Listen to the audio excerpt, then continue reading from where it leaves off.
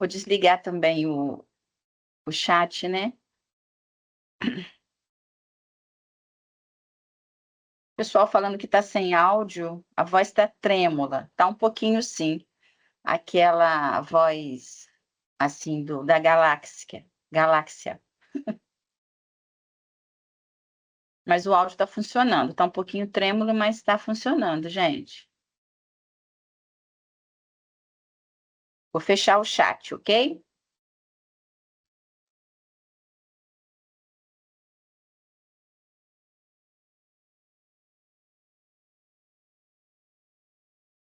O slide está ok, está aparecendo para todo mundo.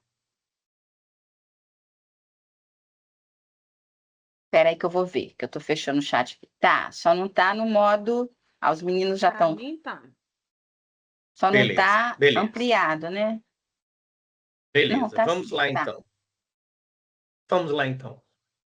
Pessoal, muito boa tarde. Sejam bem-vindos ao nosso habitual encontro das sextas-feiras à tarde. Aos que não me conhecem, sou o professor Douglas Lemos Monteiro dos Santos, coordenador da equipe multidisciplinar de tecnologias aqui da UCAM. E a nossa equipe multidisciplinar tem dois braços de trabalho, né? Duas equipes de trabalho, uma voltada a suporte aos professores e outra voltada ao suporte dos alunos, que é aqui o nosso belíssimo projeto Vem Comigo. Estou fazendo essa introdução, Shirley e Pauline, minhas parceiras do projeto, porque hoje temos convidados aqui de fora, né? Convidei alunos meus de outras instituições, então, por isso, estou pontuando onde a gente se encontra, né? Toda sexta-feira, às 4 da tarde, a gente tem um bate-papo sobre temas transversais, então temas que vão desde dicas de língua portuguesa, passando por dicas de mercado, cidadania, enfim. E o tema de hoje é um tema que me é bastante caro.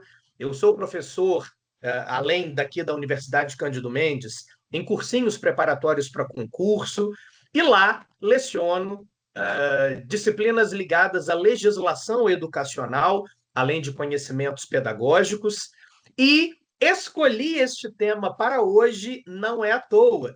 Eu sou de Campos dos Goytacazes e nós estamos com um concurso público aberto para a área de educação. Então, a galerinha aí que está inscrita para fazer o concurso, inicialmente a prova seria aplicada no dia 8 de março, se não me engano, e depois foi adiado, né? E, enfim, o concurso de fato agora deve ser aplicado, se tudo correr direitinho, sem ser esse fim de semana de amanhã, o outro, o fim de semana aí da semana que vem, que é a semana dos feriadões, né? Então, aproveito nesse início de bate-papo, primeiro para dizer que na semana que vem estaremos em recesso. Nós temos feriado de Tiradentes, terça-feira 21, feriado de São Jorge, quinta-feira 23, e os demais dias, segunda e sexta, foram dados como recesso pela nossa reitoria. Então, semana que vem estamos em off, mas veremos vocês. Na outra semana, infelizmente também, porque é feriado de 1º de maio, Dia do Trabalhador. Então, eu só volto a ver vocês, nós só voltamos a ver vocês lá no dia 8 de maio, com outras deliciosas palestras aí que virão. Então, começo com esses alertinhas importantes. Outra coisa, o chat vai ficar, na maior parte do tempo, fechado. Haverá 2 momentos com slides em que eu peço a interação do público, então vou pedir ajuda às meninas para, nesses momentos, abrirem de novo o chat, mas a gente mantém fechado, porque as palestras do Vem Comigo, elas começam com 60, 80, 100 pessoas. Estamos nesse momento agora com 121, mas é natural que as palestras aqui cheguem a 300, 400 pessoas. E aí, ter essa galera toda no chat. Oi, boa tarde, eu sou fulano, meu curso é tal, cadê o Arespac? Né? Isso desconcentra tanto quem está palestrando, como também os colegas que acham que, sei lá, é uma dúvida, uma pergunta sobre o que está sendo dito, quando na verdade é apenas um cumprimento como um boa tarde, né? Então, para evitar isso, a gente fecha. Nos momentos devidos em que houver uma pergunta ao público, a gente vai abrir, e ao final da palestra, a gente abre de novo para dúvidas em geral. E você que veio em busca das horas PAC, peço que mude aí a cabecinha, porque o tema de hoje é muito caro para a sociedade. Então, peço que foque a atenção no que está sendo explicado. A palestra terá duração média de 1 hora e 30 minutos. E, ao final, nós vamos colocar para você o link para o formulário que você deve preencher com o seu nome, com o seu curso, número de matrícula, polo e, de antemão, deixo claro, a necessidade de apresentar um resumo da palestra e explicar a relevância dela para a sua área de formação. Nós temos hoje no CAM mais de 30 cursos de graduação. Para ser mais exato, temos 31 cursos de graduação no EAD, fora outros no presencial, como Direito, Design de Interiores e por aí vai. Então, como são muitos cursos, eu quero que você me apresente de que maneira essa palestra serviu para um novo olhar na tua área, em administração, em serviço social, em engenharia de computação, né? Douglas, eu acho que não tem nada a ver com a minha área. Amigo, tem. Tem porque o tema de hoje é muito transversal. Sabe por quê? Você certamente tem filho, tem sobrinho, ou, sei lá, tem um vizinho que tem 10 aninhos de idade, 5 aninhos de idade, 12 aninhos de idade, e, portanto, estamos falando daquela fase da vida pela qual todos nós passamos. Estou falando de infância, estou falando de juventude. Bom, só para fechar aqui uma outra fala que eu comecei antes e acabei me dispersando, nós vamos ter o concurso para professor aqui do município de Campo dos Goytacazes, sem ser esse domingo, agora o outro, e Estatuto da Criança e do Adolescente, ECA, é temática que cai no concurso. Então, a galera que está aí inscrita na prova, fica atenta, porque a palestra de hoje é especialmente para você, né? Não exclusivamente, mas especialmente para você. A palestra de hoje se intitula Entre Direitos e Deveres, o papel da escola, da família e do Estado no Estatuto da Criança e do Adolescente. Como eu disse, eu sou o professor Douglas Lemos. Para quem está me conhecendo agora, eu venho de uma formação em Direito, formação em Relações Internacionais, formação em Letras. Então, o meu olhar para o ECA é um olhar jurídico-educacional. Jurídico, por ser a minha primeira formação, né, o Direito, e também porque venho, ao atuar como professor de preparatórios, cada vez mais refletindo sobre os reflexos deste documento importantíssimo na atuação do profissional docente, né? Aquele que está à frente de uma sala de aula. Muito bem. E eu começo a nossa palestra, portanto, com uma pergunta disparadora. E aí já peço ajuda das meninas para liberarem o chat provisoriamente, para que vocês me digam, sem que a palestra tenha efetivamente começado aqui em termos de explanação teórica, mas aquilo que você acredita pelo senso comum, pelo seu cotidiano, se fala em criança e adolescente, na sua visão, querido espectador, quem é o responsável pela proteção desses pequenos? Quem é o responsável para proteger a criança e o adolescente? Valendo!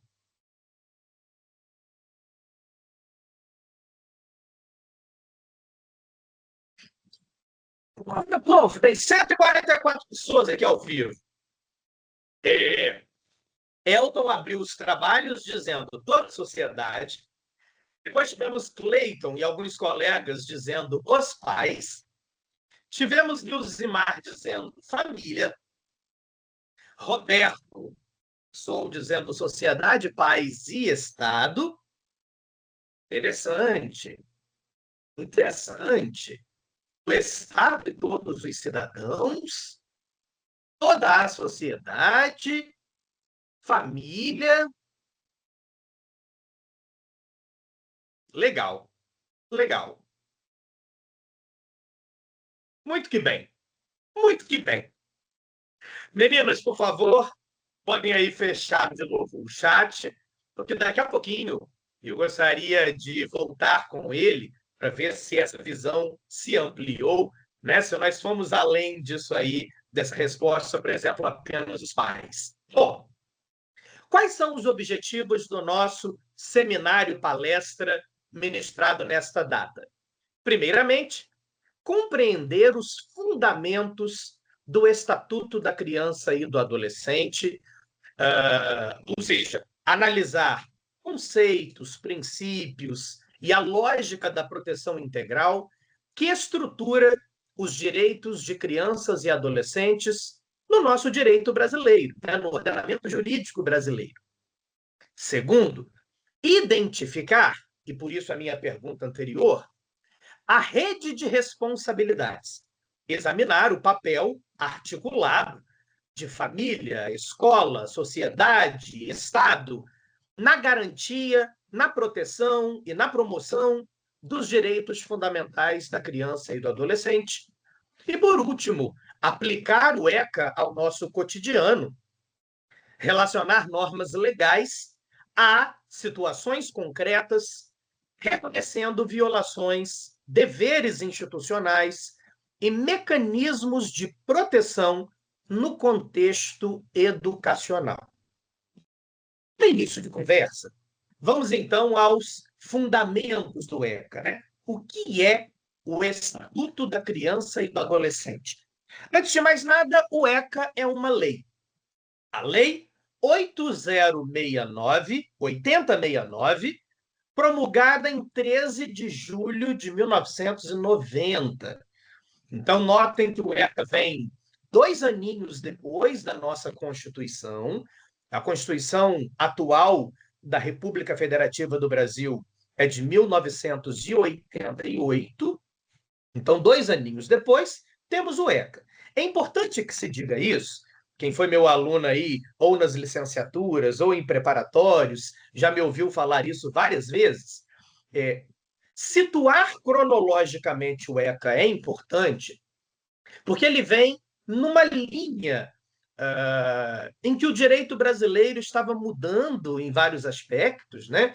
Na nossa Constituição, não à toa, apelidada de Constituição Cidadã, nós temos a garantia de direitos fundamentais da pessoa humana. Então, vamos encontrar na Constituição o direito à vida, o direito à integridade física e psíquica, o direito de liberdade, os direitos sociais como um todo, né? Educação, saúde, trabalho, enfim. E na esteira dessas mudanças protetivas à pessoa humana, vem o ECA em 1990. Bom, então, recapitulando, antes de nada, o ECA é uma lei. Trata-se do marco legal que regulamenta os direitos fundamentais das crianças e adolescentes no Brasil, fundamentado no princípio da proteção integral. E eu volto a essa expressão já já. Ô Douglas, você falou que é um estatuto, mas que no fundo é uma lei. Peraí, estou confuso, não sou da área do direito. O que é estatuto? E veja bem, no direito brasileiro, nós temos Estatuto da Criança e do Adolescente, Estatuto da Pessoa com Deficiência, Estatuto da Pessoa Idosa. Nós temos vários estatutos. Então, para a gente começar aqui pelo beabá, um estatuto é um conjunto de normas jurídicas que estabelecem direitos, deveres e medidas de proteção e de responsabilização específicas para uma parcela da população. Então, eu sempre começo a aula de ECA dizendo: estatuto é um conjunto de medidas. E, por esse motivo, existem vários estatutos, né? O Estatuto da Pessoa com Deficiência, portanto, vai reunir em um só corpo legal, em um só documento, um conjunto de medidas para proteger esta pessoa com deficiência. O mesmo vale para a pessoa idosa, o mesmo vale para a criança e adolescente. Bom, eu vou trocar de tela aqui só um pouquinho porque além dos slides, queria que vocês acompanhassem comigo alguns trechos do próprio ECA. Peço só a paciência de vocês, porque quando eu troco aqui de tela, às vezes o microfone, né, falha um pouquinho, ou picota um pouquinho, mas estabilizando, o negócio volta ao normal e dá para me entender bem. Bom, estou no site do Planalto, vejam, Lei 8069 de 90, dispõe sobre o ECA, e aí nós temos logo no artigo 1º, esta lei dispõe sobre a proteção integral à criança e ao adolescente. Notem que desde o primeiro artigo do ECA, a expressão proteção integral aparece, e isso não é boa. Em que sentido? O ECA está reconhecendo que criança e adolescente são pessoas que ainda estão em fase de amadurecimento, ainda estão formando o seu caráter, o seu discernimento, né? O senso de certo e errado, a sua ideia de responsabilidade. Olha, portanto, a criança e o adolescente são pessoas, em comparação à pessoa adulta, a criança e o adolescente são pessoas vulneráveis. E por serem vulneráveis, demandam do Estado uma atenção especial. Daí a falarmos nessa proteção integral.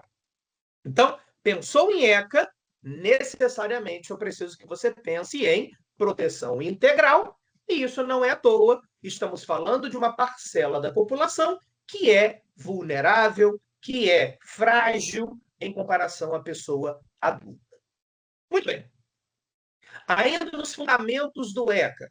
Olha, Douglas, se o ECA é um estatuto voltado a proteger a criança e o adolescente, do ponto de vista jurídico, quem é a criança? Quem é o adolescente?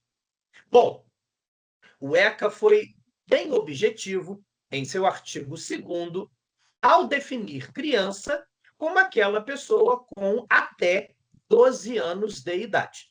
Então, vem aqui comigo, ó. Artigo 2º. Considera-se criança, para os efeitos desta lei, a pessoa até 12 anos de idade, atenção à palavrinha, incompletos. Ou seja, à meia-noite do dia em que você completa o seu aniversário de 12 anos de idade, aos olhos da lei, você deixa de ser criança e se torna adolescente. Então, de 0 até 12 incompletos, ou seja, 11 meses, 29 dias, 11 anos, 11 meses e 29 dias, né? Você é, portanto, criança. Já o adolescente é aquela pessoa que possui entre 12 e 18, também aqui a expressão, né? 18 anos incompletos, porque ao completar 18 anos, à meia-noite deste dia, você se torna adulto e, portanto, em tese, as normas do ECA deixam de se aplicar a você. Então, recapitulando, de 0 a 12 anos incompletos, criança. De 12 a 18 anos incompletos, adolescente. Pausa. Notem que o ECA, em seu artigo 12, ele foi extremamente objetivo ao estipular um critério unicamente etário. O único critério para te considerar criança ou te considerar adolescente é a sua idade. É importante que se diga isso, que nós costumamos, no dia a dia, ter falas do tipo: ah, mas o meu filho, Douglas, tem 10 anos de idade. Você tem que ver. Super maduro. Olha, Douglas, é esperto, é inteligente, já fala inglês, já faz isso, já faz aquilo, não é? A gente tende a, no dia a dia, enaltecer aquele filho, aquele sobrinho, aquele vizinho que seja considerado maduro para a idade dele, não é isso? Amores, por mais maduro que seja o seu filho de 10 anos de idade, Aos olhos da lei, ele é uma criança. E o mesmo vale para aquele filho, vizinho, sobrinho, enfim, que tenha 15 anos de idade e você diga assim: ah, mas ele é muito ingênuo, é muito bobinho ainda. Nossa, brinca como uma criança, Douglas. Não amadureceu como os demais que têm a mesma idade dele, não. Ainda brinca de bola, brinca de boneca, brinca de videogame, enfim. Se o seu filho, vizinho, tem 15 anos de idade, aos olhos da lei, é um adolescente.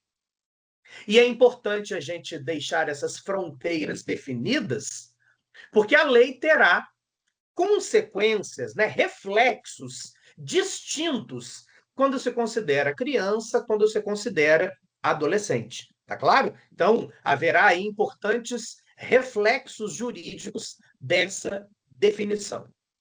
Bom, fecho esse slide com uma exceção legal que se encontra no próprio parágrafo único do artigo 2º, ao dizer que, nos casos expressos em lei, aplica-se excepcionalmente este estatuto, né, o ECA, às pessoas entre 18 e 21 anos de idade. Ou seja, traduzindo, em situações específicas, é possível que a gente abra uma exceção para seguir aplicando as determinações constantes no ECA àquela pessoa que já completou os 18 anos e, portanto, não é mais adolescente, mas é possível, excepcionalmente, em casos em que o próprio juiz, né, o próprio magistrado vai decidir, por exemplo, ele estava ali aplicando uma medida de proteção, uma medida socioeducativa, e ele entendeu por bem que ainda vale aplicar aquela medida àquela pessoa que tem 18, que tem 19, né? Mas, repito, isso é uma exceção à regra, nos casos que a própria lei vai prever isso ser possível. Muito bem. Ainda nos fundamentos do ECA, eu trouxe aqui para vocês alguns princípios que norteiam o ECA. Cuidado aqui com a palavrinha princípio, tá? Princípio não é de início, não. A palavra princípio é uma palavra polissêmica, tem vários significados aí na língua portuguesa. Não estou usando a palavra princípio no sentido de começo, não. Eu estou usando a palavra princípio no sentido jurídico de aquilo que norteia algo, aquilo que serve como estrela guia, né, que aponta o caminho. Pois bem, a aplicação do ECA, ela vai seguir alguns princípios, isto é, algumas linhas mestras que vão nortear essa aplicação. Primeira linha mestra, e a mais importante de todas, é a ideia da proteção integral, constante lá no parágrafo 1º. Vejam, reconhece crianças e adolescentes como sujeitos de direitos, exigindo garantia plena de desenvolvimento físico, psicológico, social e educacional. E aí, vou descer só mais um pouquinho aqui no texto do ECA. O artigo 3º, ele diz assim, olha que interessante esse artigo. A criança e o adolescente gozam de todos os direitos fundamentais inerentes à pessoa humana.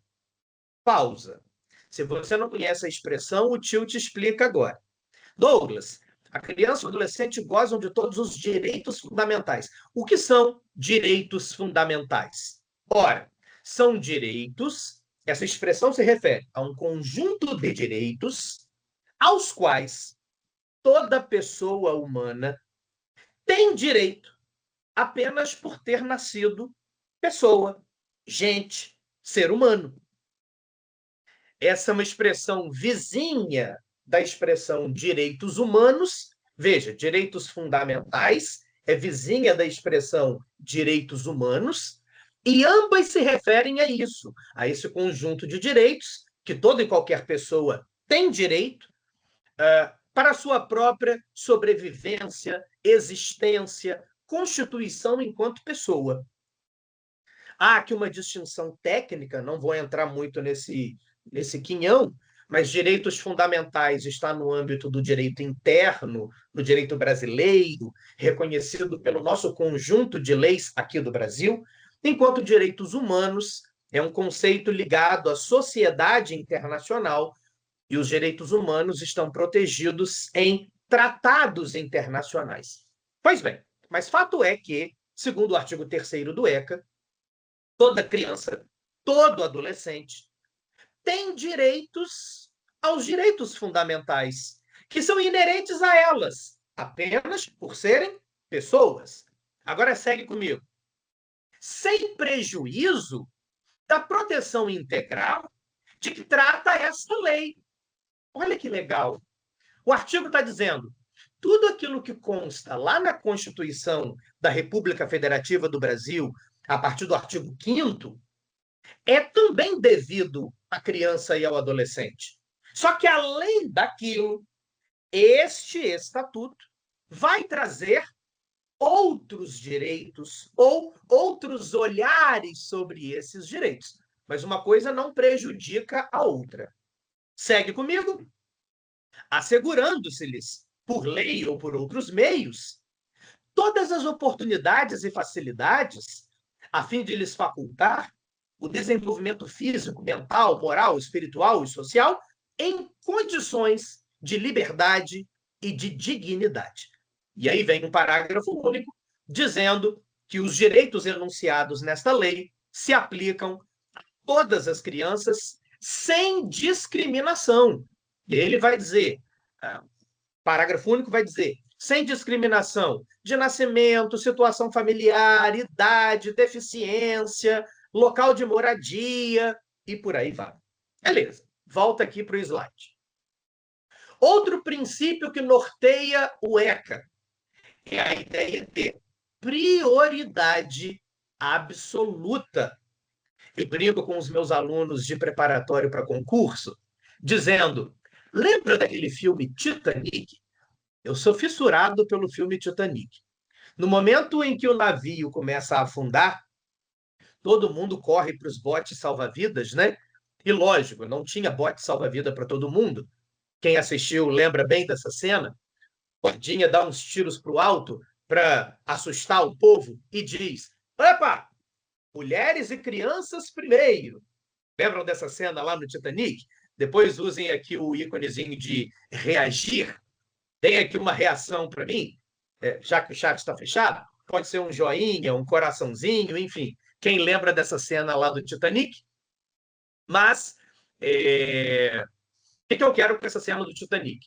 Que fique na sua mente a ideia de que, em comparação às demais pessoas da sociedade, a criança e o adolescente devem passar na frente. Passar na frente no sentido de é a prioridade da prioridade. E se é uma prioridade absoluta, vem comigo no slide, isso implica atendimento preferencial nas políticas públicas, assegurando primazia, ou seja, vem primeiro na proteção, no acesso a serviços e na destinação de recursos. Minha querida Shirley, vi que você levantou a mãozinha, vou te passar a palavra, não só para fazer aí a pergunta ou o comentário que você quiser, mas também para me dar um retorno, por favor, se está tudo ok com relação ao meu som e o slide.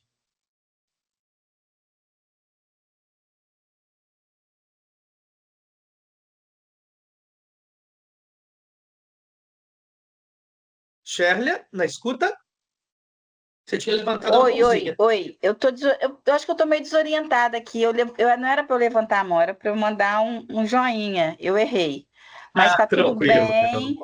Tá tudo bem, estou te ouvindo bem, estamos vendo bem, tá tudo ok. Tá? Agora, eu queria falar sobre o Titanic. Eu acho que eu já vi umas 8 vezes. Amo! E é então, isso mesmo, a gente está juntinho, né? amiga. Eu devo ter visto umas 8, 10 vezes o Titanic. E cada vez que a gente vê, a gente percebe uma coisa que a gente não viu no anterior, né? Na versão. Sensacional. Mas é isso. Estou aqui. Estou ligada. Beijo. Show, meu amor. Obrigado. Vou seguir. Falamos da proteção integral, falamos da prioridade absoluta. Outro princípio importantíssimo na aplicação do ECA é a ideia de melhor interesse. O que isso significa? Esse princípio determina que toda decisão deve considerar, acima de tudo, o bem-estar e o desenvolvimento da criança e do adolescente. É lógico que isso vai, no caso concreto, depender ali das situações fáticas, né? O juiz da infância e da juventude pode decidir, num caso concreto, que, por exemplo, na vida daquela criança, numa hipotética situação aqui de guarda dos filhos, né?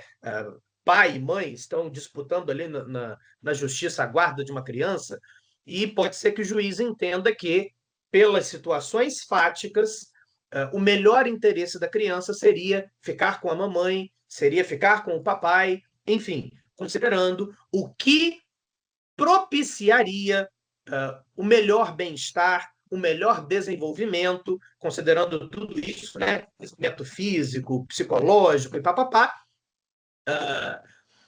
Ou seja, traduzindo, em tudo que se aplica ao ECA, devemos pensar de que maneira se atenderiam melhor as necessidades daquela criança, daquele adolescente.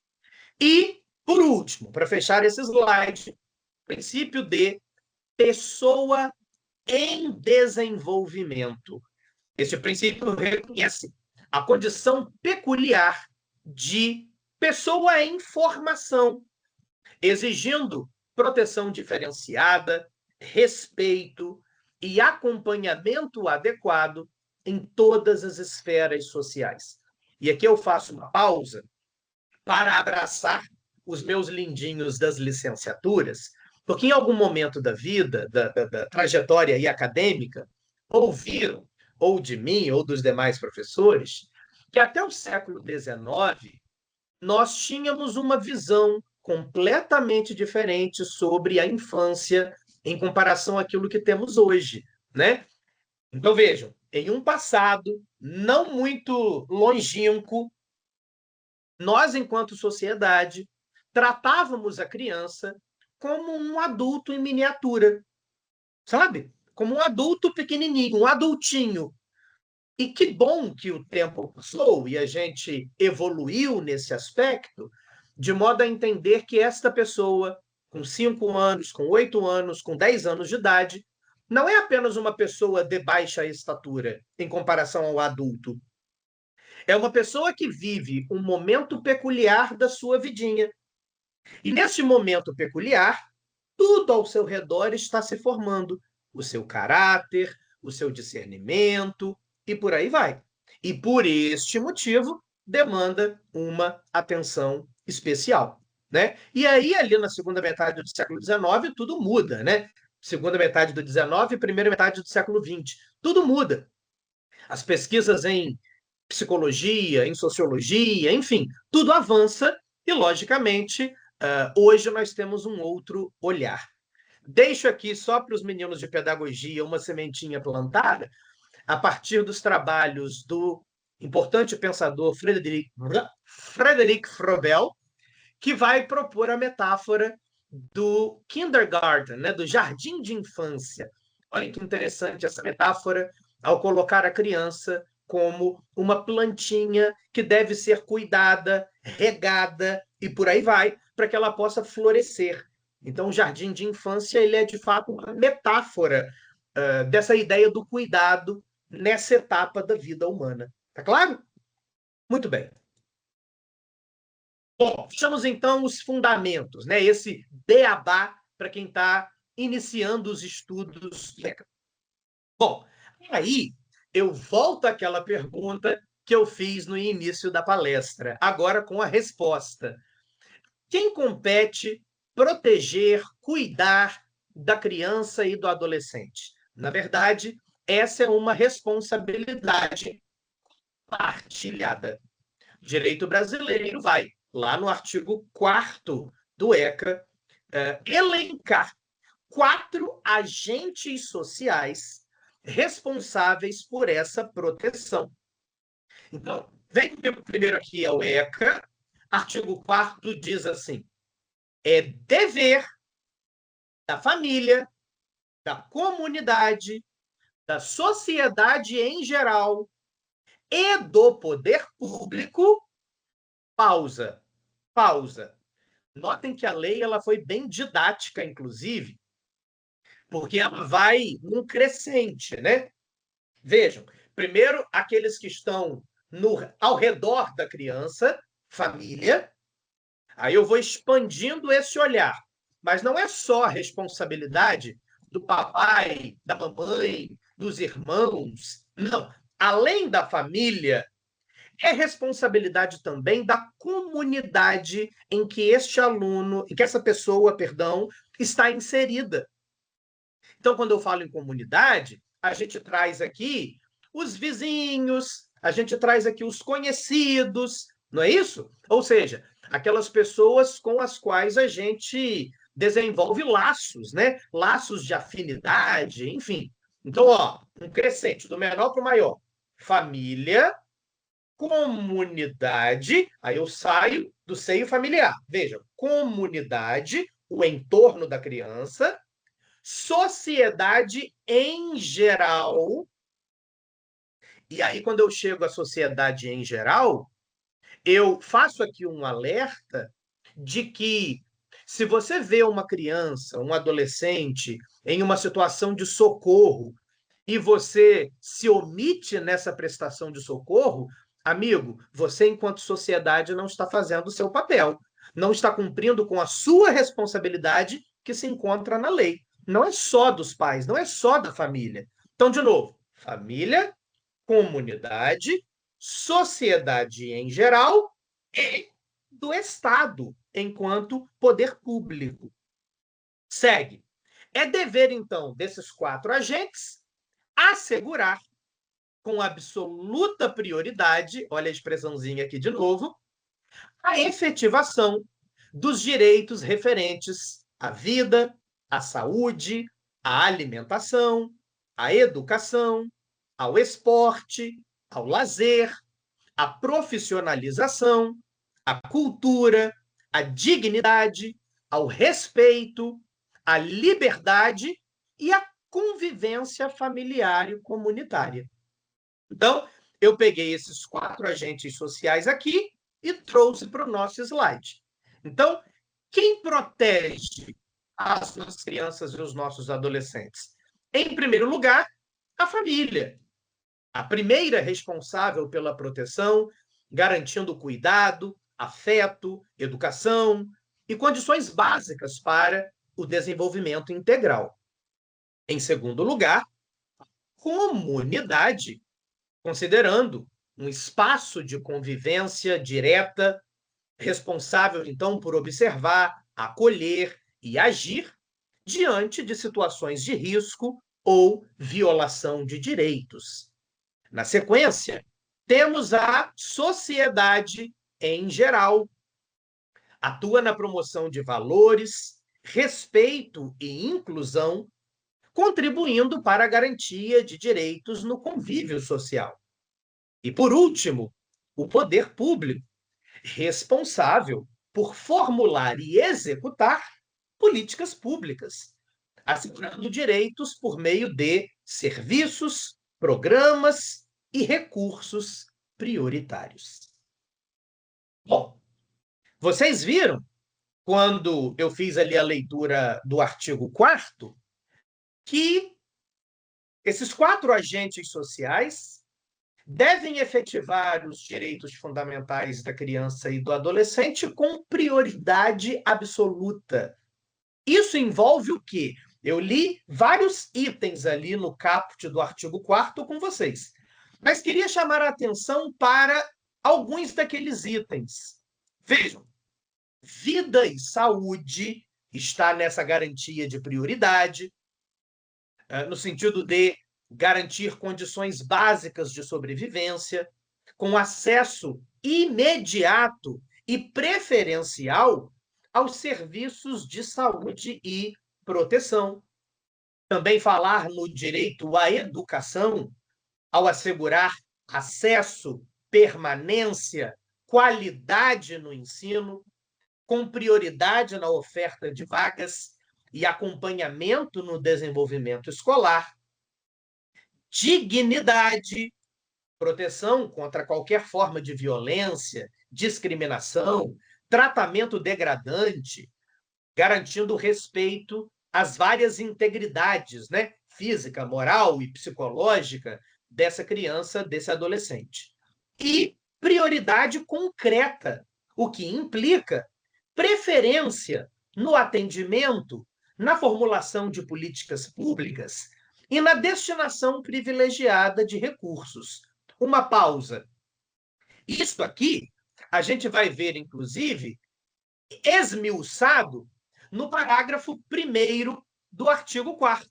Veja, a garantia de prioridade, a prioridade que está lá no caput, compreende o quê? A primazia de receber proteção e socorro em quaisquer circunstâncias. B, precedência de atendimento nos serviços públicos ou de relevância pública. C, preferência na formulação e na execução de políticas sociais públicas. E destinação privilegiada de recursos públicos nas áreas relacionadas com a proteção à infância e à juventude. E aí eu brinco com os meus lindinhos de concurso, dizendo, olha que legal, o legislador, pelo bem da coesão textual, né, a coesão manda que evitemos repetir palavras, o legislador usou 4 palavrinhas que, na verdade, são sinônimas para evitar usar a mesma palavra várias vezes, né? Mas notem, quando a linha A diz que a garantia de prioridade compreende primazia, primazia é atender primeiro a criança e o adolescente quando houver necessidade de prestar socorro. Aí na linha B, a gente usa a palavrinha precedência. Ora, precedência vem do verbo preceder. Quem vem antes de. Quem precede é quem vem antes. Notem, é o mesmo que falar primazia. Quem vem primeiro vem antes. Então, primazia é o mesmo que precedência, precedência no atendimento nos serviços públicos, e é o mesmo que preferência ao formular e executar políticas públicas, né? Eu devo dar preferência à criança e ao adolescente. E que, por sua vez, é o mesmo que privilegiada. Veja, destinação privilegiada de recursos. Eu brinco dizendo que é o cobertor curto, ou tapa a cabeça ou tapa o pé. Ou seja, se não tem dinheiro para tudo, para todas as áreas, para todas as parcelas da sociedade, quem que deve ter privilégio ao se destinarem esses recursos? Ora, a criança e o adolescente. Mas notem que são 4 palavras aqui sinônimas, né? Primazia, precedência, preferência, privilegiada. E tudo isso volta lá a cena do Titanic, criança primeiro, né? Criança primeiro ao prestar socorro, ao atender em serviços públicos, ao formular e executar políticas públicas e ao destinar os recursos públicos. Muito bem. Bom, ainda falando na responsabilidade compartilhada, agora que a gente chegou aqui a essa altura do seminário, eu queria propor uma perguntinha e depois que eu ler aqui as perguntas, eu vou pedir às meninas que me ajudem abrindo o chat de novo. Na prática, porque tudo isso que a gente leu até agora é bonito pra caramba no papel, não é? É uma graça no papel. Ou fique, por exemplo, lá no parágrafo único do artigo 2º, que não deve haver discriminação, perdão, parágrafo único do artigo 3º, que não deve haver discriminação pelo local de moradia, pela deficiência, pelo sexo, pela idade. Isso tudo é bonito a beça no papel. Mas nosso papel como estudantes e pesquisadores aqui no ensino superior é problematizar aquilo que está dito na lei, né? É questionar a eficiência da lei. Senão a gente fica na utopia de só olhar para a lei e não olhar para a sociedade. Então, eu queria perguntar a vocês, na prática, na visão de vocês, quem está falhando na garantia dos direitos da criança e do adolescente? Isso se desdobra em algumas perguntinhas. Vejam, a família tem conseguido cumprir o seu papel?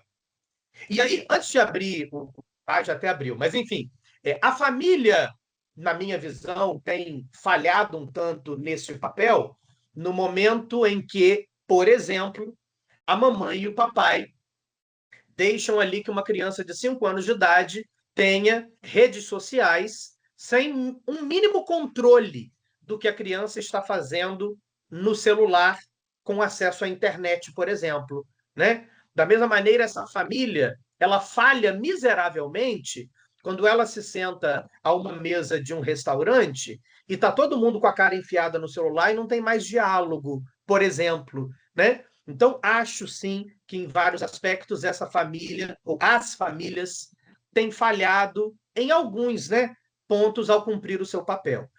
A escola, segunda pergunta, atua como agente de proteção ou apenas como um agente de instrução? E aí, a partir dessa pergunta, foi publicado no ano passado, né, e entrou em vigor agora em 17 de março, o chamado ECA Digital, que não é algo que eu vou tratar aqui nessa palestra, foge ao escopo da palestra de hoje, mas só para fazer um seguinte alerta.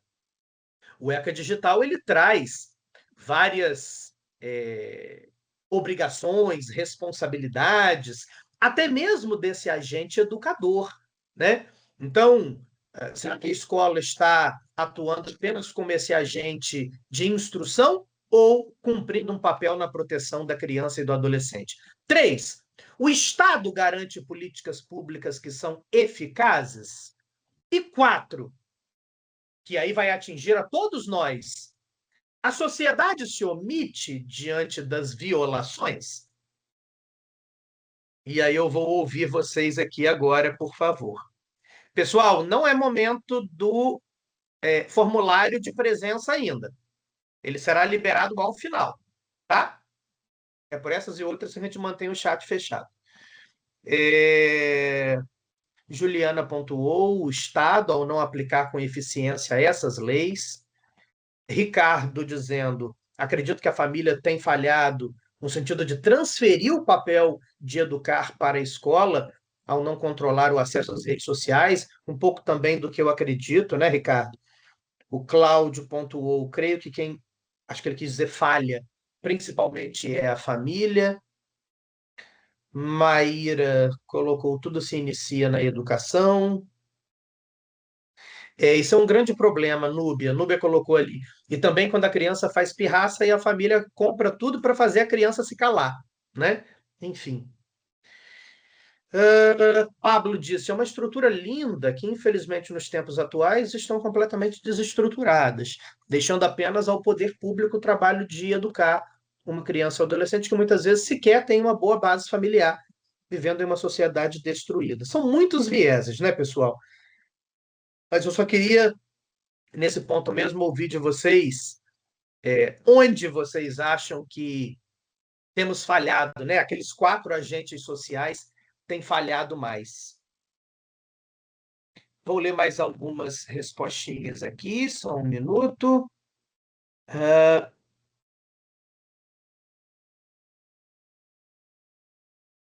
Jade, como mãe, tem pontuado que todos, né, temos falhado de alguma maneira. Niedja, que nome diferente. Escolas amedrontadas, famílias que têm deixado os filhos serem educados pela TV, concordo contigo. Juliana Erdi, nós como sociedade omissa e que discrimina. a família quando não gerencia a criação, a escola quando não tem material humano. Exatamente.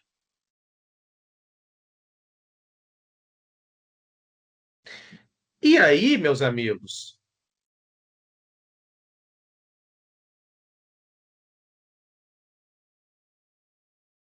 estou passando um olho aqui nas outras respostas.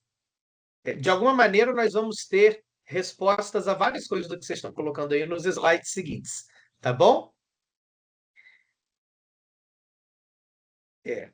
Mas, enfim, a ideia da nossa palestra de hoje, amados, é chamar todos à responsabilidade, né? E aí os slides vão destrinchar essa responsabilidade, ela engloba o quê? Tá bom? Minha amiga Shirley, obrigado pela ajuda. Peço aí para fecharmos de novo o chat, para o pessoal conseguir focar aqui agora nos nossos slides. Quando falamos, o artigo 4º, que família, comunidade, sociedade e Estado são responsáveis pela garantia da efetivação desses direitos, aí eu volto aqui para o ECA, porque de nada adianta dizer que a criança e que o adolescente têm direito a isso, isso, isso, isso e aquilo, se a gente não pontuar que esses direitos não podem ser objeto de violação. E é nesse sentido que vem o artigo 5º. Notem, nenhuma criança ou adolescente será objeto de qualquer forma de negligência, discriminação, exploração, violência, crueldade e opressão, punido na forma da lei qualquer atentado, por ação ou por omissão, aos seus direitos fundamentais. Aí eu peguei algumas dessas formas de violação e trouxe aqui para o nosso slide. Então, vejam, nenhuma criança deve ser objeto de negligência. Negligência significa o quê, professor? Omissão nos cuidados básicos. Saúde, alimentação, educação, proteção, comprometendo o desenvolvimento da criança e do adolescente.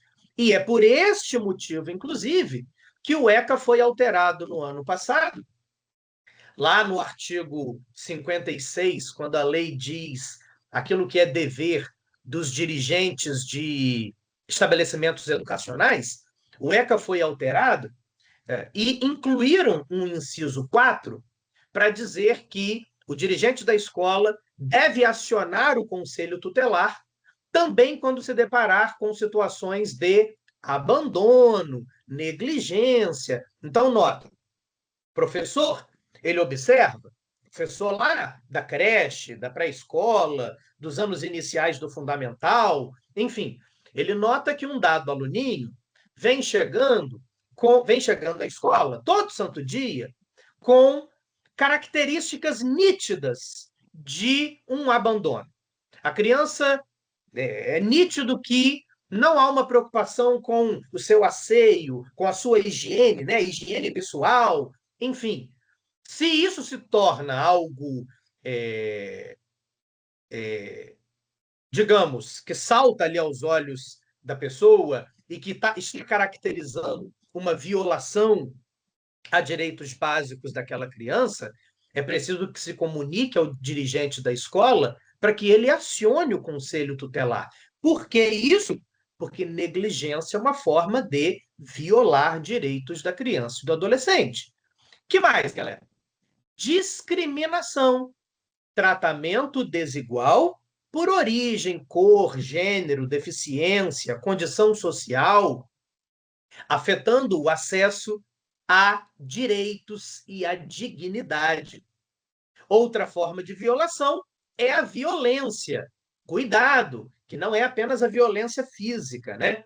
Então envolve ações físicas, psicológicas ou morais que causem dano, incluindo agressões verbais, humilhações e castigos.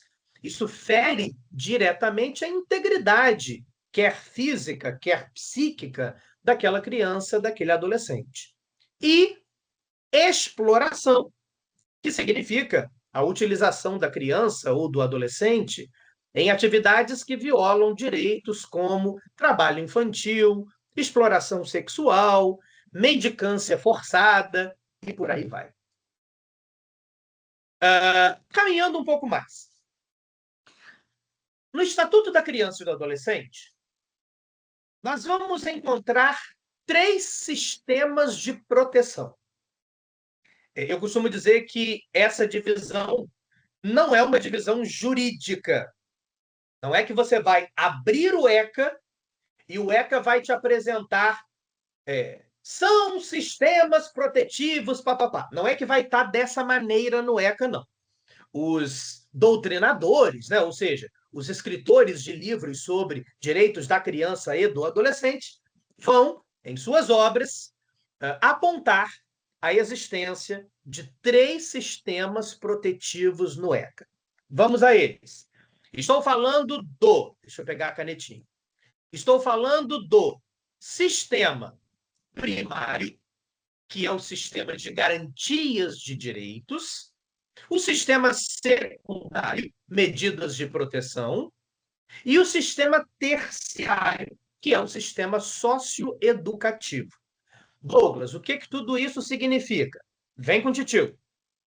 O sistema primário, garantias de direitos, é primário mesmo porque ele é o mais básico no sentido de definir quais são os agentes sociais responsáveis pela proteção e esta proteção engloba o quê? Então, esse sistema é isso. Eu vou encontrá-lo onde? De quarto, que nós já fizemos a leitura. 9.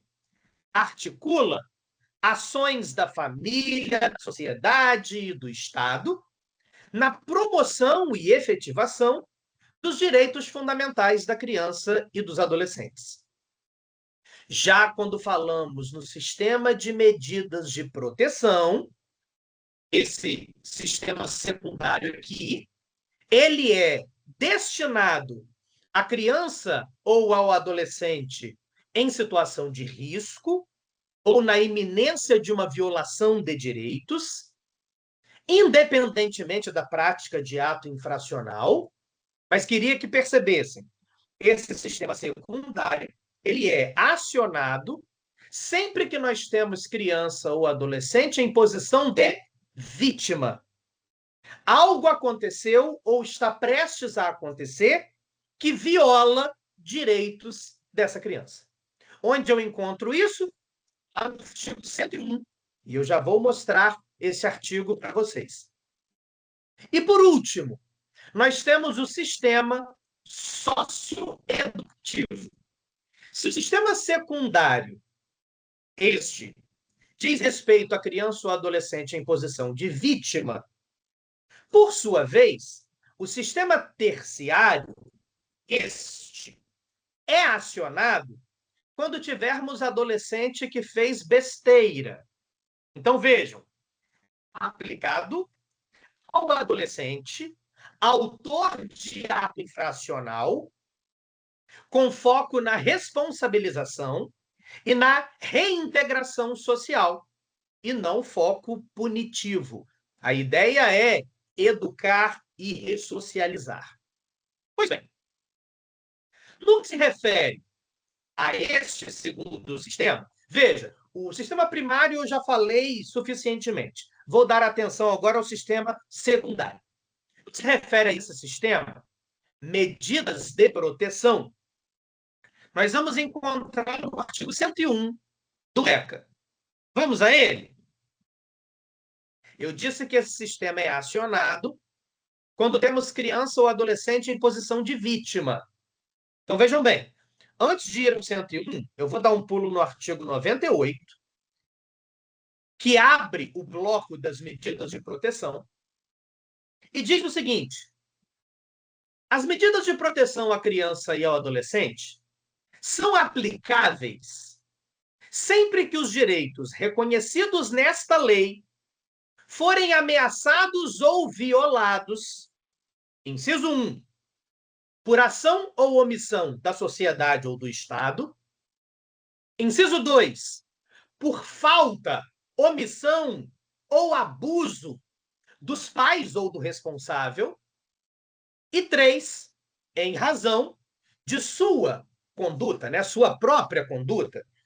Eu sempre brinco dizendo, a gente não costuma dizer que a criança cega a gente, né? Ou seja, pode ser que por sua própria conduta a criança se coloque em risco, né? Se coloque na iminência de ter direitos violados. Bom, o artigo 98, então, abre o bloco das medidas de proteção. Aí a gente pula agora para o 101. Veja. Verificada qualquer das hipóteses previstas lá no 98, que a gente acabou de ler, a autoridade competente poderá determinar, dentre outras, as seguintes medidas. Aí vejam, a gente vem do mais brando para o mais grave. Primeira medida, encaminhamento aos pais ou responsável mediante termo de responsabilidade. Aqui é o juiz dizendo, papai, mamãe, vocês não estão vendo isso aqui, não? Vocês não estão vendo isso aqui que está acontecendo aqui, não? É responsabilidade de vocês. Eu vou liberar o filho, mas assina aqui este termo de responsabilidade. É um puxão de orelha nos pais ou responsáveis, né?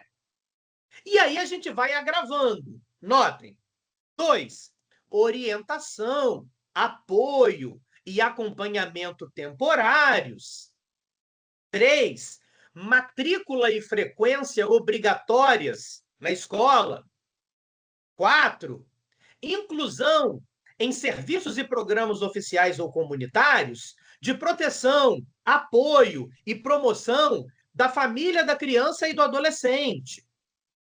5, requisição de tratamento médico, psicológico ou psiquiátrico em regime hospitalar ou ambulatorial, extensivo às famílias, se for o caso, especialmente em caso de vitimização em crime contra a dignidade sexual. 6, inclusão em programa oficial ou comunitário de auxílio, orientação e tratamento a alcoólatras e toxicômanos, né, os viciados em drogas. 7, acolhimento institucional. 8, inclusão em programa de acolhimento familiar. 9, colocação em família substituta.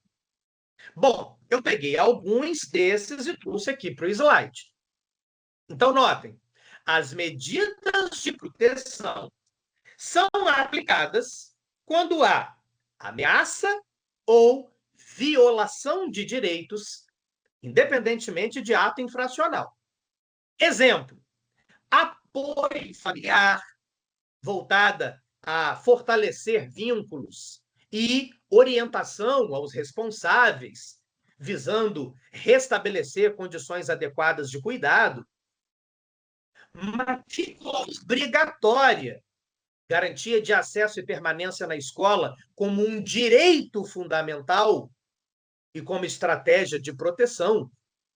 E atendimento psicológico e social, acompanhamento especializado para enfrentar situações de vulnerabilidade, como o caso lá da criança, do adolescente, que já é alcoólatra, já é toxicômano, enfim, uma situação ali de vulnerabilidade.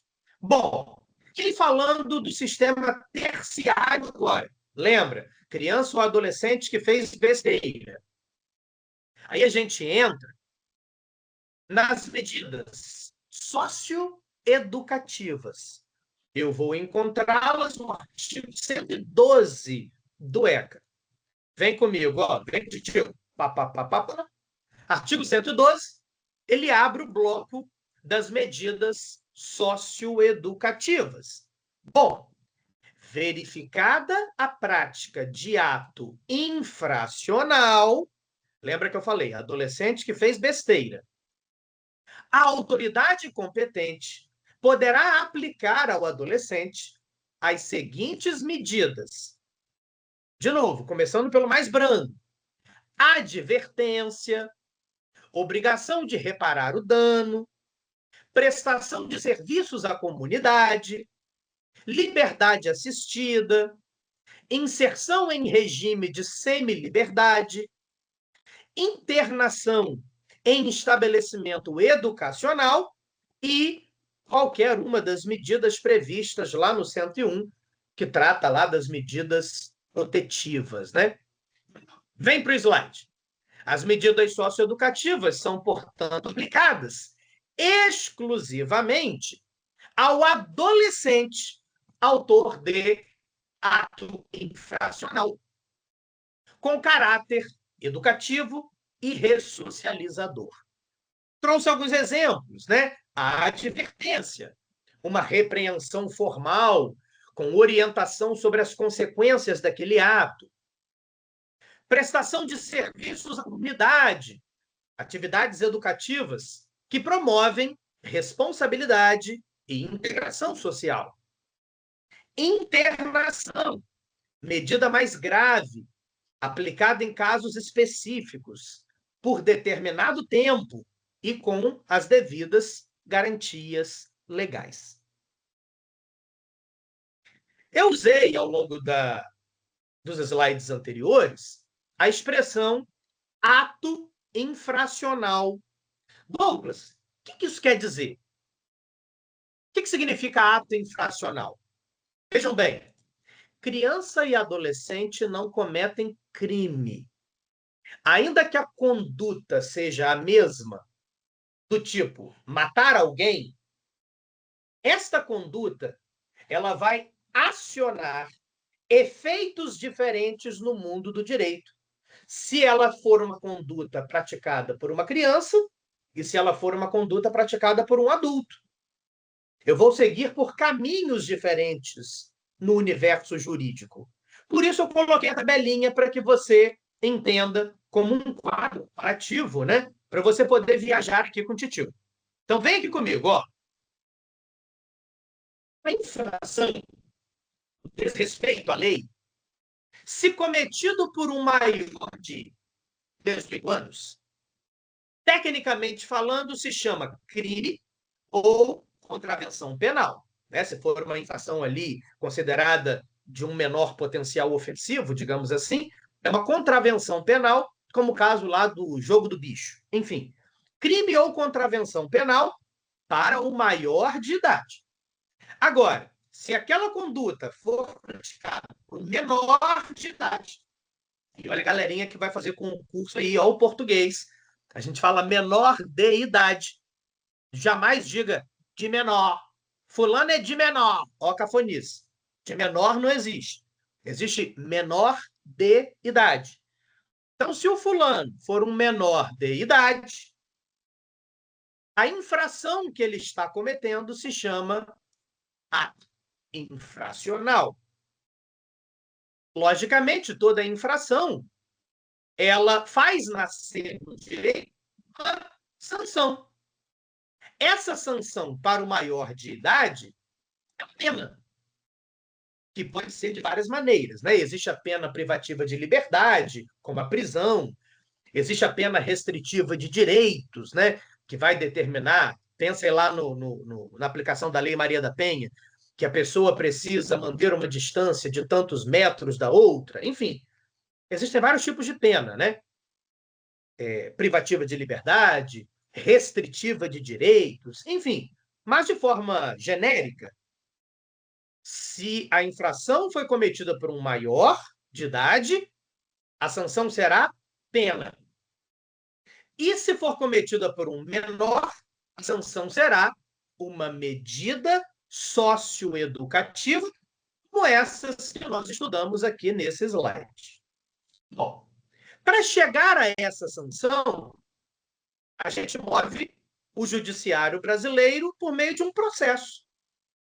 O processo que vai levar a inocentar ou criminalizar o maior de idade é um processo penal comum, que vai seguir lá pelas varas criminais, pelos juizados especiais, enfim.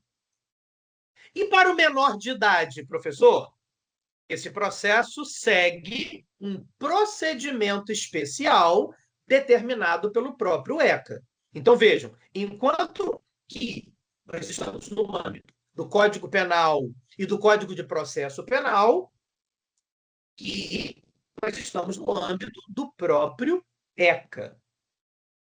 Bem, e o documento que leva à prisão desta pessoa? Ora, o maior de idade é preso por um mandado de prisão, ao passo que o menor de idade, o documento é o mandado de busca e apreensão.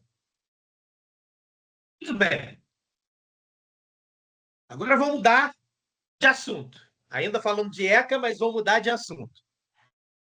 Nós vimos lá no artigo 3º vários direitos que a criança e que o adolescente têm.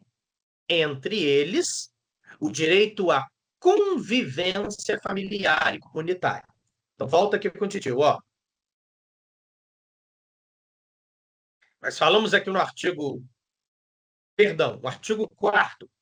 Nós encerramos o artigo 4º falando da convivência familiar e comunitária como um direito que a criança e o adolescente têm. Isso não é à toa, né? É parte desse processo de socialização, de educação, que ela aprenda com os mais velhos, né? Então, a convivência é um direito. Pois bem, se estamos falando de convivência familiar, temos que falar de família. O ECA define 3 tipos de família. A família natural, que é aquela formada pelos pais biológicos, sendo o núcleo primário de cuidado, de afeto e de desenvolvimento dessa criança e desse adolescente. Então, vem com o titio aqui, ó. O artigo 19 consagra o que eu pontuei, é direito da criança e do adolescente ser criado no seio da sua família.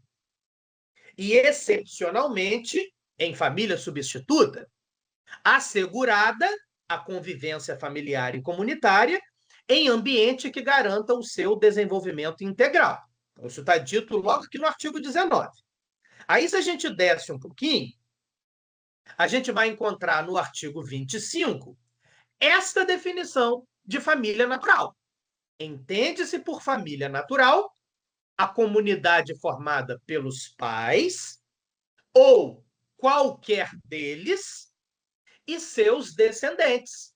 Afinal de contas, existem as chamadas famílias monoparentais, né? Ou seja, só com a mamãe, só com o pai, por motivos variados, né? Mas também é família natural. Então, vejam, esse núcleo formado por pais, ou só o papai, só a mamãe, e os seus descendentes, os seus filhos, constituem aquilo que o direito chama de família natural. Muito bem. Temos também a família extensa. Logicamente, esse direito de convivência familiar e comunitária, ele não vai abraçar apenas a importância de pai, mãe e irmãos no desenvolvimento da criança, né? Vai além disso. Então, é importante também que se caracterize essa família extensa. Notem, composta por parentes próximos, avós, tios, primos, com vínculos de afinidade e de afetividade que contribuem para essa proteção. Isso também está aqui no ECA, no parágrafo único deste artigo 25.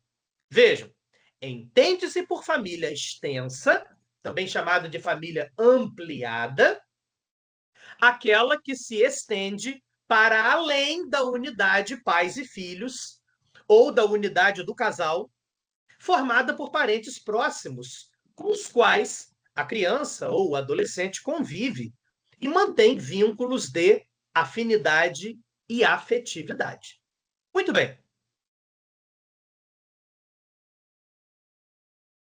E temos também a família substituta, que é aquela estabelecida por meio da guarda, da tutela, da adoção, quando há impossibilidade, por motivos variados, de permanência na família de origem.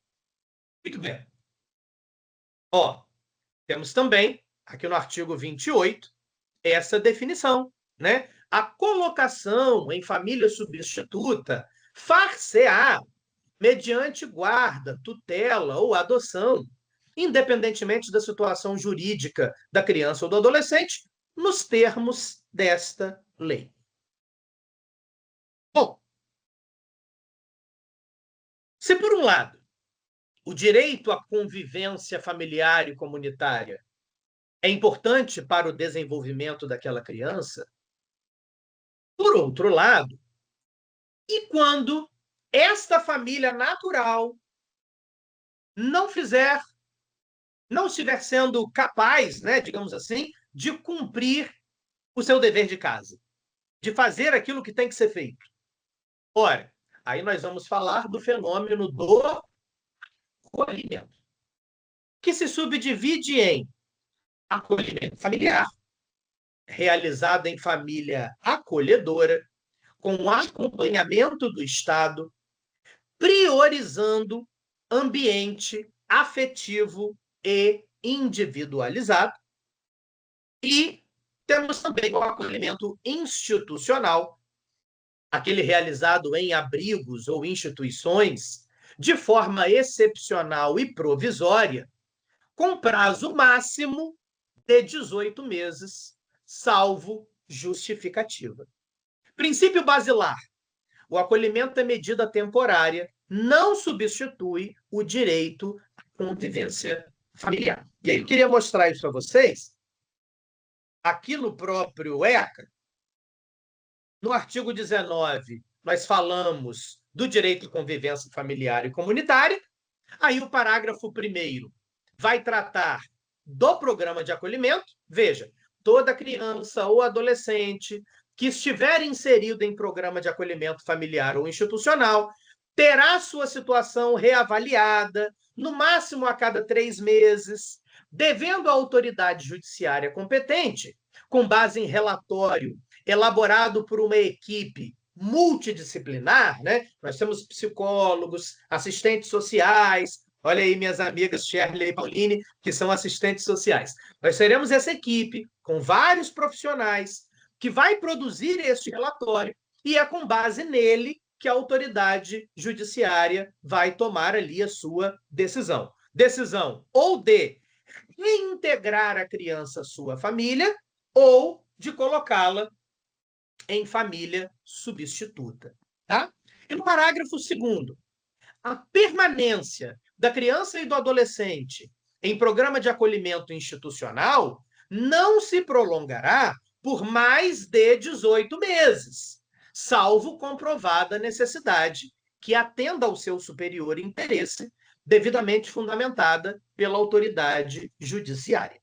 Muito bem. Ô Douglas, você falou do direito à convivência familiar, falou da família base, falou da família ampliada. E se por algum motivo esta convivência com a família natural não for mais possível?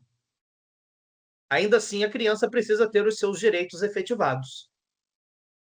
Aí a gente chega ao extremo e a gente vai falar um pouquinho agora de um dos processos que eu considero mais incríveis, mais lindos da espécie humana, que é o processo de adoção. Essa capacidade do ser humano de amar aquele que não nasceu no seu ventre, mas que nasceu no seu coração. Eu tenho uma tia, tenho uma amiga, tenho 2 amigas, melhor dizendo, que são mamães adotivas e que usam a belíssima expressão de que seus filhos foram gerados no coração. Então, vamos falar um pouquinho disso, já que tem a ver com direito, né, com todos esses direitos da criança? Bom, a adoção é um procedimento regulado pelo ECA a partir do artigo 39. Então, vejam, a adoção de criança e de adolescente reger-se-á segundo o disposto nesta lei. Primeiro, eu queria que vocês vissem comigo o parágrafo 1º, que diz: a adoção é medida excepcional e irrevogável, a qual se deve recorrer apenas quando esgotados os recursos de manutenção da criança ou adolescente na família natural ou extensa, na forma do parágrafo único do artigo 25. Por que a adoção é uma medida excepcional? Simples de entender, porque ela é a exceção e não a regra. A regra é que a pessoa seja criada pela sua família natural. E por que ela é uma medida irrevogável? Ora, porque estamos falando de um ser humano, sujeito de direitos. E não a bolsa que você vai na loja, comprou, chegou a casa e disse: "Ih, viajei, estava com dinheiro sobrando quando eu comprei essa bolsa, não quero mais não." Né? E dá de presente para alguém, e dá para um vizinho, e dá para um amigo. A bolsa é objeto. A criança é sujeito de direitos. E por isso que o processo de adoção é uma medida irrevogável. Bom, quem que pode adotar uma pessoa? Qualquer maior de 18 anos, independentemente do estado civil.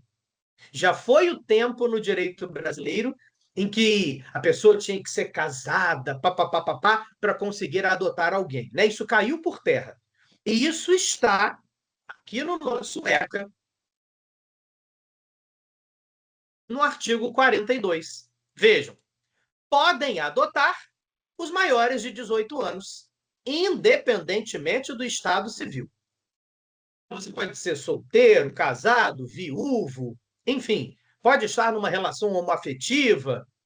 Seu estado civil não faz a menor diferença.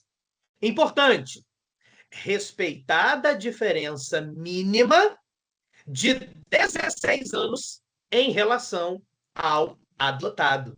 Então, entre adotante e adotado, deve haver uma diferença de 16 anos de idade. Então, eu, Douglas, 37 anos de idade, não poderia adotar uma pessoa de 25, porque entre nós, a diferença etária não chega a 16 anos, né? Tem que ser pelo menos 16 anos. Muito bem. Quem não pode adotar? Os seus ascendentes, pais, avós, e os seus irmãos, para evitar conflitos nas relações familiares já estabelecidas. E, por último, salientar a existência de uma ordem legal de adoção. Né? Existe uma fila de adoção. Essa ordem prioriza vínculos já existentes, né? Então, primeiro, a gente leva em conta se existe alguém ali na família extensa que tenha interesse em adotar aquela criança. Lógico, não vale o vovô, não vale a vovó, não vale a bisa. Lembra, não valem os seus ascendentes, mas uma tia, por exemplo, poderia te adotar, né? Então, primeiro, família extensa. Depois a gente pensa naquele que já tem guarda, tutela, e por isso já estabeleceu algum vínculo. Depois a gente segue para os brasileiros que se cadastraram nas filas de adoção. Depois, os brasileiros que residem no exterior. E, por último, os estrangeiros. Aí a gente já estaria falando daquilo que o direito chama de adoção internacional. E, obviamente, esses estão no final da fila, porque é um tipo de adoção que necessariamente implica tirar aquela criança do seu contexto, né? do seu local natural, né? Enfim. Seria mais disruptivo, né, para aquela criança. Bom, Agora eu começo a entrar na reta final da nossa palestra, tá, pessoal? 15, 20 minutinhos, prometo, e eu encerro. Existem proibições, inclusive, já que eu estou aqui na reta final, já vou pedir a Shérlia a gentileza de colocar o link do formulário. Ih, Shérlia, peraí que eu acho que o formulário está fechado. É isso que eu ia te dizer. Eu já testei aqui, tá fechado. Vou resolver isso agora. Tá. Pera. Estou chegando lá, estou chegando ao formulário.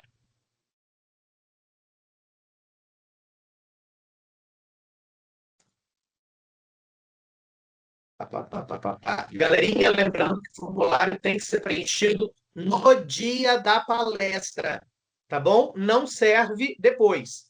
Tem aluno aí se aproveitando do formulário para preencher palestras anteriores. Negativo. Por Até isso que porque tem a alguém gente que faz. perguntou, nossa, mas tá um formulário aberto aqui da palestra, não é o mesmo tema, porque não é o formulário. O formulário vai ser disponibilizado Exatamente. agora. Prontinho, Shérlia. Tenta, por favor, atualizar aí a sua tela e veja se já foi. Tá, vou ver aqui. Por favor.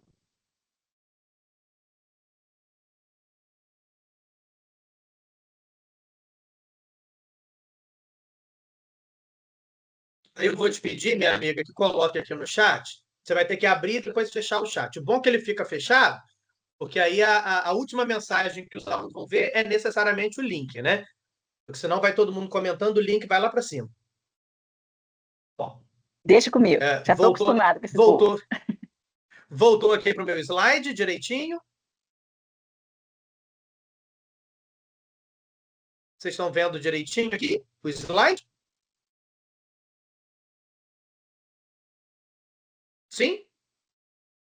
Ah, beleza. Bom, pensando nessa proteção à criança e ao adolescente, existem alguns produtos e serviços que são proibidos. Então, vem comigo. É vedado significa proibido, oferecer ou vender a crianças e adolescentes armas, munições, fogos de artifício, salvo aqueles de baixo potencial. Né? Pensem no estalinho. Quem nunca, quando criança, teve ali, dado pelo papai ou pela mamãe, o estalinho? O estalinho não vai oferecer riscos à vida daquela criança, né?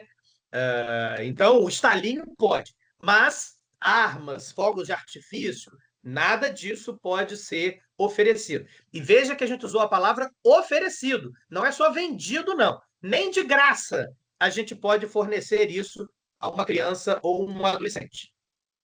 Bebidas alcoólicas, substâncias que causem dependência, publicações obscenas ou pornográficas, bilhetes lotéricos e jogos de azar. Qual é a finalidade disso? Proteger a integridade física, moral, psicológica, prevenindo riscos ao desenvolvimento dessa criança e desse adolescente. Atenção prática. Essa responsabilidade recai sobre comerciantes responsáveis e também sobre a sociedade como um todo. Outro ponto importante: autorização para viajar. Bom, se estamos falando de uma viagem nacional, até os 16 anos de idade, viajando com os pais, não precisa de autorização. Viajando com parentes de até terceiro grau, isso é um parêntese aqui. A maneira como a gente conta o grau no direito é diferente da maneira como, pelo senso comum, a gente entende o que é grau, né? No senso comum, a gente fala, é meu primo de segundo grau. Amado, amada, aos olhos do direito isso não existe, tá? Aos olhos do direito, papai e mamãe são a primeira geração de parentes, digamos assim. A vovó e o vovô, a segunda, o segundo grau de parentesco. E aí você desce para a titia ou para o titio, você precisa chegar ao ancestral comum, né? Então, pai e mãe em primeiro grau, vovô e vovó segundo grau. Aí eu desço para a titia e para o titio terceiro grau e desço até os primos quarto grau. A relação de parentesco, aos olhos do direito, acaba aqui, nesse quarto grau, né? No primo, na prima. Estou dizendo, o filho da sua prima, do seu primo, aos olhos da lei, já não é mais nada seu. É só para você entender o rolê. Com quem que a criança ou adolescente pode viajar sem precisar dessa autorização? Com parentes de até terceiro grau. Deu para entender? O papai, o vovô, a titia. Tá claro, galera? Com esses, não precisa de autorização. E para viajar sozinho ou com terceiros, obviamente, aqui sim surge a necessidade de uma autorização. Quer seja uma autorização dos papais ou uma autorização judicial. Faltou isso ali no slide. Tá? Então, lembrando, você aí que atua numa escola, por exemplo, galerinha aí do concurso, ó, que vai viajar pela escola como funcionário, né, numa excursão, tem que ter a autorização do papai, da mamãe daquela criança para que você realize essa viagem com ela. Né? Bom, e viagens internacionais? Cuidado aqui. Vamos viajar para fora. Olha que chique. Vamos viajar para fora. Ambos os pais estão ali, não precisa de autorização. Apenas um dos pais está ali, precisa de autorização do cônjuge, né? Ou, enfim, do outro genitor. Douglas, por que isso? Eu sou a mãe da criança. Eu sou divorciada do pai dela. Eu não posso viajar com meu filho para fora sem ter autorização? Não pode, porque a ideia é impedir o chamado sequestro ou subtração internacional de menores. E o Brasil é signatário de tratados internacionais que versam sobre isso. Tá claro? Então, cuidado. Quem assiste aquele programa aí em canal fechado de aeroporto, né? Que mostra lá as malas sendo apreendidas por coisas que estão no aeroporto, volta e meia aparecem lá cenas também de alguém, né? Ou só o pai, ou só a mãe, que quer fazer uma viagem, mas não tem autorização do outro. Não viaja. A Polícia Federal chega na hora, não viaja, né? Então, cuidado aqui. Legal. E sozinho ou com terceiros é necessário autorização judicial ou de ambos os pais. A base disso é o movimento do Conselho Nacional de Justiça, do CNJ, número 103 de 2020, que foi depois atualizado em 2021. Então, aqui é além de ECA, né? É o ECA e o provimento do CNJ. Ponto-chave. Esta regra visa proteger contra riscos como desaparecimento, tráfico ou exploração de menores. Bom, alguns direitos desta criança, deste adolescente, e agora eu já estou falando do contexto escolar. Por quê? Porque a partir do artigo 53, deixa eu descer aqui, ó.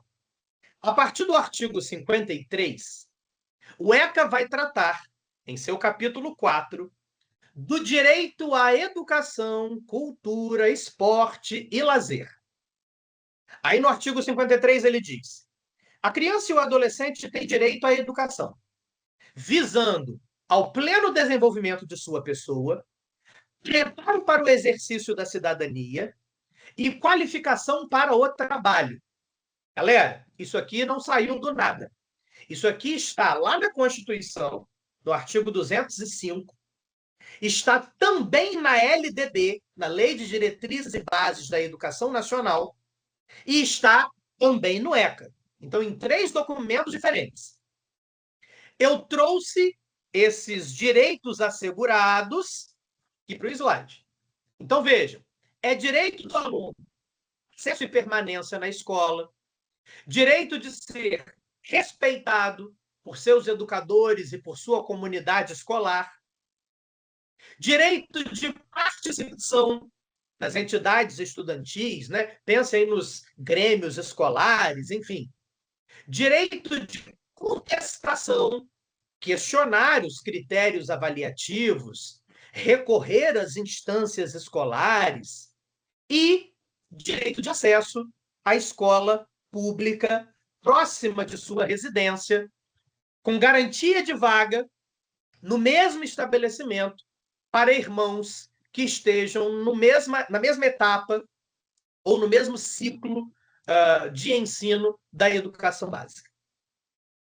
Por sua vez, a escola possui alguns importantes deveres, e nós vamos encontrar isso lá no artigo 56. Resumidamente, o dirigente do estabelecimento escolar deve informar ao conselho tutelar, primeiro, os tratos. Está aqui, ó, artigo 56. Comunicarão ao conselho tutelar os casos de maus tratos envolvendo seus alunos, faltas reiteradas e evasão escolar, após esgotados os recursos da escola. Então, primeiro a escola vai fazer contato com os pais, aquela coisa toda. Esgotados os recursos internos, vai se comunicar ao conselho tutelar que a criança tem faltado muito. Elevados níveis de repetência. Cabe à escola informar ao conselho, indicando possíveis violações do direito à aprendizagem. E, por último, notem, isso aqui foi incluído ano passado no ECA, e eu falei disso agora há pouco. Negligência, abuso ou abandono. Então, devem comunicar situações que configurem violações de direitos, conforme os artigos 4º e 5º do ECA, ainda que fora do ambiente escolar. Em síntese, a escola não apenas identifica problemas, ela aciona formalmente uma rede de proteção. E por isso que lá naquele slide, quando eu abri para perguntas, e eu perguntei a vocês, a escola está apenas instruindo? Precisa ir além disso. A escola precisa ser um agente de proteção dessa criança e desse adolescente. Além das escolas, existem deveres das instituições em geral e conciliares. No artigo 53A, nós temos que as instituições de ensino, os clubes, agremiações recreativas, entidades afins, devem promover ações contínuas de conscientização, prevenção e enfrentamento ao uso de drogas ilícitas. Eu sempre falo nas minhas aulas de preparatório para concurso o seguinte: já foi o tempo em que falar do uso de drogas era considerado tabu. Não pode mais ser considerado tabu. Afinal de contas, ó, galerinha aí de licenciatura, afinal de contas,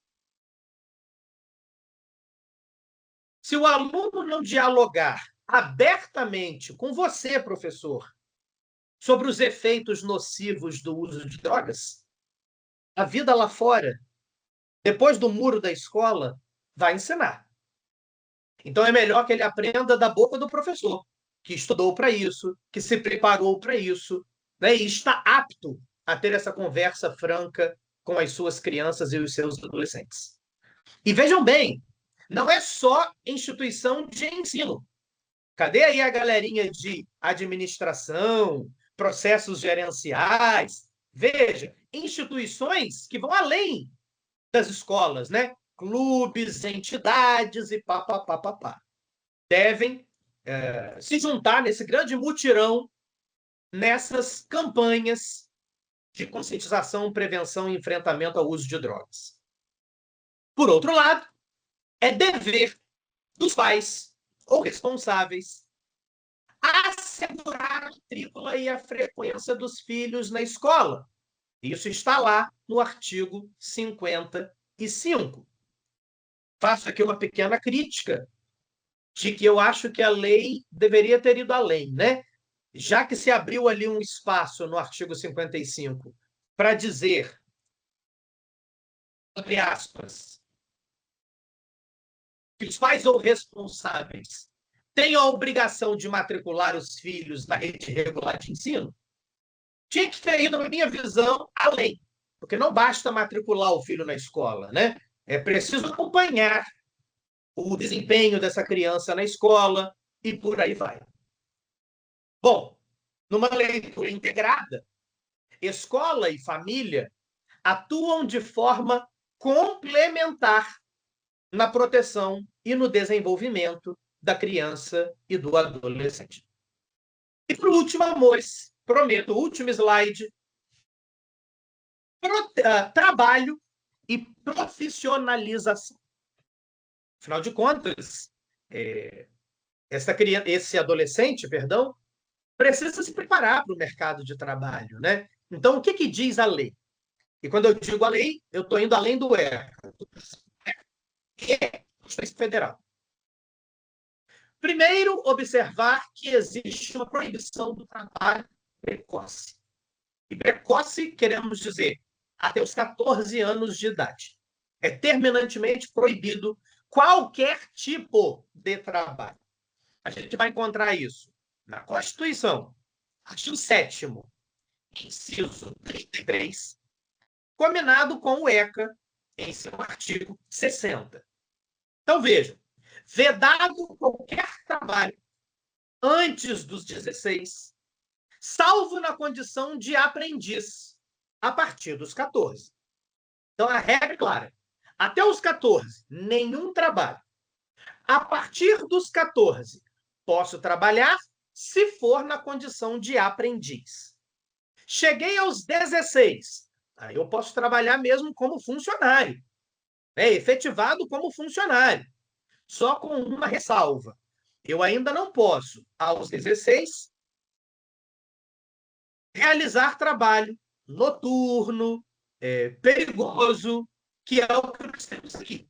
Artigo 67 do FECA vai trazer algumas restrições ao trabalho do adolescente. Proibido o trabalho noturno, aquele cumprido das 10 da noite às 5 da manhã do dia seguinte. Trabalho em local perigoso, insalubre, que prejudique a sua formação escolar. Notem, está bonitinho aqui no artigo 67. Proibido o trabalho noturno, proibido o trabalho perigoso, insalubre, penoso, aquele realizado em locais prejudiciais à sua formação e ao seu desenvolvimento, e aquele realizado em horários e locais que não permitam a frequência à escola. Em síntese, o trabalho só é permitido quando educativo. Por isso a ideia do aprendiz e tal. Nunca quando um trabalho exploratório. Isso aí a gente pensa dos 18 anos em diante. Meus amores, a ideia da palestra de hoje não era, obviamente, esgotar o ECA. O ECA é um documento gigantesco. Como dizem os mineiros, escuta para você ver. É isso? Escuta para você ver. Aqui, 267 artigos. Então, seria humanamente impossível que nós esgotássemos tudo que está ali no ECA. A ideia era fazer hoje uma espécie de introdução a você que nunca leu o ECA, nunca teve contato com o ECA, te apresentar os princípios que norteiam o ECA, quem é responsável pela proteção dessa criança e desse adolescente, as medidas, tanto as protetivas quanto as socioeducativas, alguns aspectos importantes, como permissão para viajar, o que não pode ser de produto ou serviço entregue a essa criança, o que é responsabilidade da escola, dever do diretor, dever do papai e da mamãe, direito da criança, né? Essas eram as nossas ideias em linhas gerais. Muito obrigado.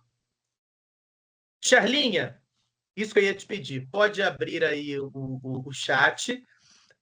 Helenilda, eu vou passar para a equipe do NID, né, do nosso EAD, o linkzinho de acesso ao formulário, e aí vou pedir que eles mandem esse link lá pelo AVA, porque aí todo mundo teria acesso ao documento. Tá bom? Leir, tudo bem? Que bom que você está aqui.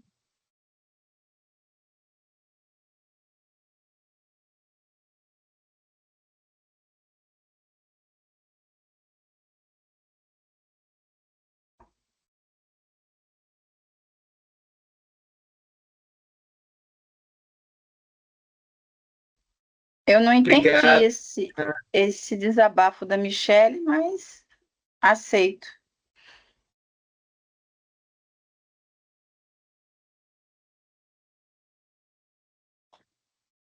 Deixa eu colocar de novo aqui. A gente sempre coloca, Michele, o link do formulário ao final. Ele fica fechado mesmo, de propósito, para que o aluno não faça uso desse formulário nos outros dias, né? Ele tem que ser preenchido no dia, e, logicamente, para que o aluno possa, já que ele tem que fazer o resumo, assistir a palestra primeiro, para depois preencher o formulário. E tinha aluno, por isso que eu falei, tinha aluno que estava perguntando por que estava disponível, mas não foi a Michelle, foi acho que era um nome masculino. Por que estava disponível o link da palestra, que não era a palestra de hoje. Eu falei, não pode estar disponível porque a gente ainda nem disponibilizou. Foi Exato, esse o exato. argumento. Mas se você se sentiu ofendida, a gente pede desculpa, tá bom? Eu idem. Faço minhas as É, palavras da Shirley. por isso que eu não entendi. Tá aberto o chat. Quem quiser fazer alguma pergunta para o professor, eles pediram aí os slides, se pode Tanto disponibilizar. a Lohana quanto uma outra aluna pontuaram do chat, né, ficar fechado, positivamente falando. Porque senão é, fica muita conversa, né? Uhum, uhum. Não estava errado, não, Adriana, agora tá certo.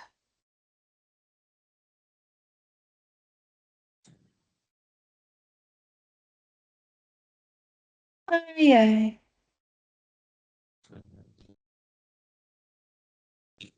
Deixa eu colocar aqui para vocês o nome do professor e o nome da palestra direitinho.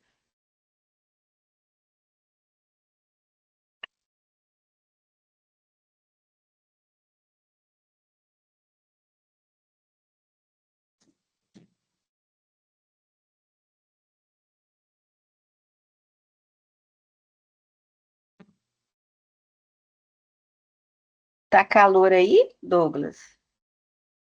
Oi, perdão, meu anjo. Tá calor aí? Não, não. Não? Aline, a palestra da semana passada a gente começou ontem a lançar, tá bom? Mas ainda não foram todas lançadas, não. Iago, onde vejo as horas PAC na sua própria área do aluno. Menu lateral esquerdo, tem um íconezinho ali, consultas acadêmicas, e aí você vai ter ali todas as horas que já foram lançadas.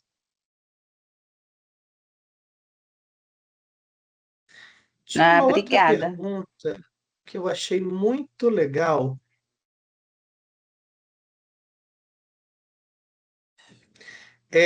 A Michelle chegou a colocar aqui, Shirley, algum print do chat contendo ali o link, mas isso não é de hoje. Tanto que o que está ali é a palestra da professora Adriana, que Eu já vi. tem. Foi mês passado a palestra da Adriana. É porque, É, como a gente usa o foi mesmo antes da link nossa, deve para ter umas toda. 2 ou 3 semanas. Sim. E como a gente usa o Obrigada, mesmo link Ricardo. para toda palestra, pode ser que ela tenha visto algo que estivesse lá em cima, né? Ligado ainda aos encontros anteriores, entendeu? É,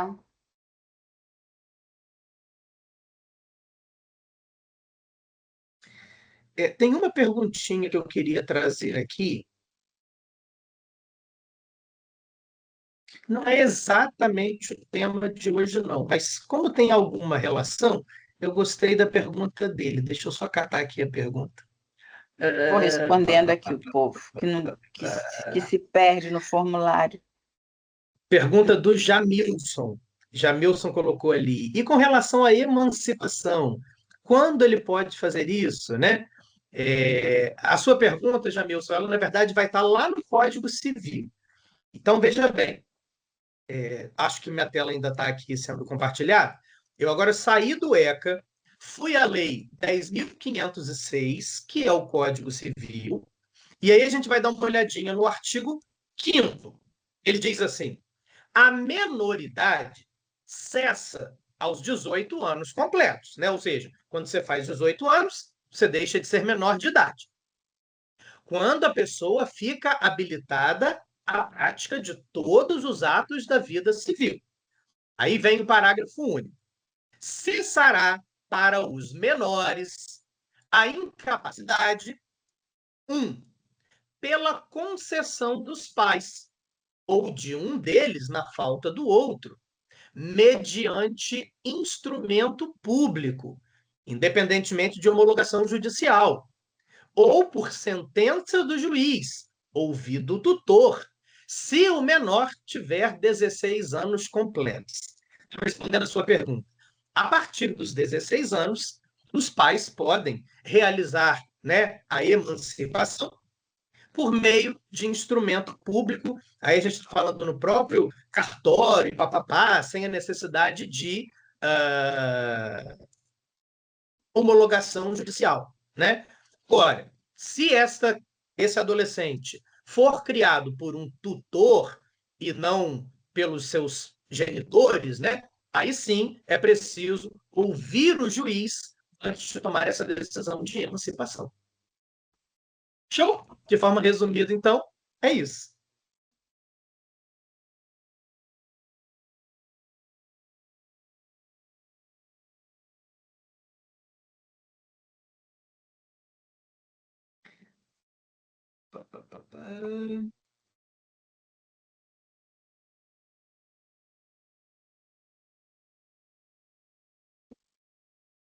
Pronto.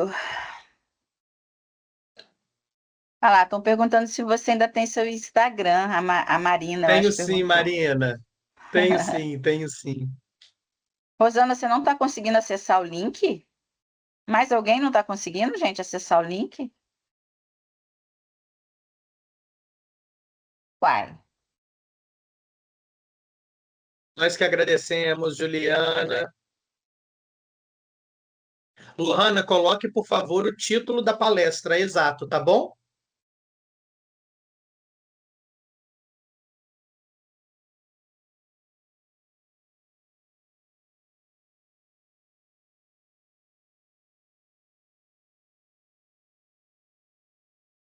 Recapitulei aqui o título, ó. Entre direitos e deveres, o papel da escola, da família e do Estado, o Estatuto da Criança e do Adolescente. Pronto. Bom Beleza? plantão, Aline. Foi mesmo. Eu aprendi tanto hoje com essa palestra. Recapitulei algumas coisas, atualizei outras. Deu uma. Foi muito boa mesmo. Que bom, meu amor. Fico feliz. Muito, muito. Alex pergunta: meu nome, Douglas Lemos Monteiro dos Santos. Ah lá, Douglas, sou seu fã, Nelson falando, Nelson Ah, Henrique. meu Deus. Obrigado, Nelson. Carinho. Meus amores, agora o tio precisa voar, que ainda dou aula agora às 18h30 em outra instituição. Então, vamos que vamos. Shirley, vou te pedir aí, por favor, para recapitular título e nome, que preciso ir. Tá, Um beijo, deixa eu interromper aqui a gravação. eu ia parar também agora. Então,